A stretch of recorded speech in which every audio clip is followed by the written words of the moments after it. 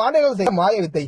இயந்திரங்களே இல்லாத அந்த காலகட்டத்தில் பாறையை குடைந்து குடையப்பட்ட அற்புதமான சிவன் கோயில். இந்த குடவரை கோயில் எங்க இருக்கு அப்படின்னு பாத்தீங்கன்னா, மதுரையில இருந்து ஒரு 13 கிலோமீட்டர் தொலைல இருக்க அரிட்டாபட்டி அப்படின்ற ஒரு ஊர்ல தாங்க இருக்கு. அரிட்டாபட்டி அப்படின்ற ஊர்ல கண்மாயை ஒட்டி பெரிய மலைசரிவு இருக்கு. அந்த மலைசரிவுல மேற்கு புறமா தான் இந்த குடவரையை குடைஞ்சிருக்காங்க பாண்டியர்கள். இந்த குடவரை கோயிலோட சிறப்பு என்னன்னு கேட்டீங்கன்னா, கருவறையில இருக்க சிவலிங்கம் பாத்தீங்கன்னா வந்து தாய்ப்பாறையில செதுக்கப்பட்ட சிவலிங்கம் அப்படின்னு சொல்லுவாங்க.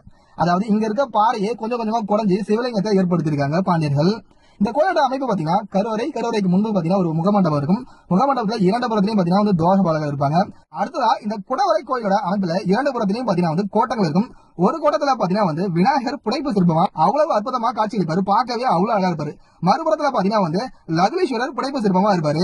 லக்னேஸ்வரர் இங்க காணப்படும் லக்னேஸ்வரர் கொஞ்சம் வித்தியாசமாகவும் தனித்துவம் வாய்ந்தவர் அப்படின்னு சொல்றாங்க.